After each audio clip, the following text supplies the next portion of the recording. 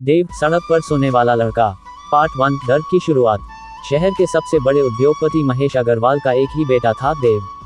महेश के पास सब कुछ था, बड़ी कंपनी, शानदार बंगला, महंगी गाड़ियां, लेकिन वह चाहते थे कि उनका बेटा सिर्फ अमीरी नहीं, जिंदगी का असली दर्द भी समझे।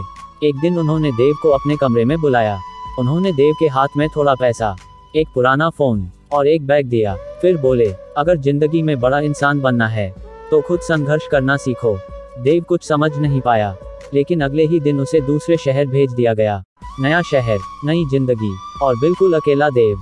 शुरुआत में उसके पास रहने की जगह भी नहीं थी। वह कभी स्टेशन पर सोता, कभी फुटपाथ पर, दिन में कॉलेज जाता और रात में होटल में काम करता। ठंडी रातों में जब लोग अपने घरों में चैन से सोते थे, तब देव सड़क किनारे बैठकर किताबें पढ़ता था। उसके पास सिर्फ एक सपना था, एक दिन अपने पिता का नाम रोशन करना है। उसी कॉलेज में पढ़ती थी एक लड़की, काव्या। काव्या बहुत सरल और दयालु लड़की थी। वह हमेशा दूसरों की मदद करती थी। एक दिन उसने देखा कि देव कैंटीन में अकेला बैठा है। उसके सामने खाना नहीं था। काव्या चुपचाप उसके पास आई और उसके सामने अपना टिफिन रख दिया। देव ने कहा, मेरे पास पैसे नहीं हैं। काव्या हल्का सा मुस्कुराई। दोस्ती में पैसे नहीं लेते। उस दिन पहली बार देव मुस्कुराया।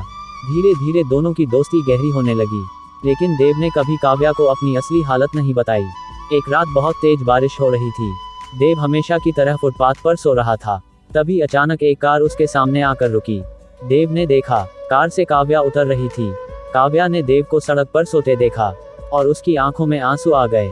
वह धीरे से बोली, तुम यहाँ रहते हो? देव चुप रहा। काव्या उसके पास बैठ गई और अपना दुपट्टा उसके ऊपर रख दिया।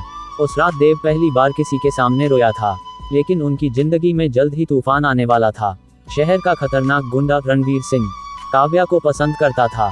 जब उसे देव और काव्या की दोस्ती के बारे में पता चला, तो वह आग बबूला हो गया।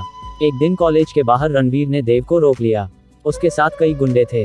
रणवीर गुस्से में बोला, अपनी औकात मत भूल, सड़क पर सोने वाले लड़के। देव ने उसकी आंखों में देखकर कहा, इंसान की पहचान उसके दिल से होती है, पैसों से नहीं। बस फिर क्या था, रणवीर के गुंडों ने देव पर हमला कर दिया। चारों तरफ मारपीट शुरू हो गई। देव अकेला था, लेकिन फिर भी लड़ता रहा। उसके चेहरे से खून बह रहा था। तभी उसका पुराना फोन बजा। स्क्रीन पर नाम लिखा था, पापा कॉलिंग। देव कांपते हाथों से फोन उठाने ही वाला था कि पीछे से किसी ने लोहे की रॉड उठाई। देव धीरे धीरे पीछे मुड़ा और उसकी आंखें डर से फैल गईं। To be continued. पार्ट 2 में आगे होगा। क्या देव बच पाएगा? महेश अग्रवाल अचानक फोन क्यों कर रहे थे? काव्या को देव का सच पता चलेगा? और रणवीर आखिर क्या चाहता है?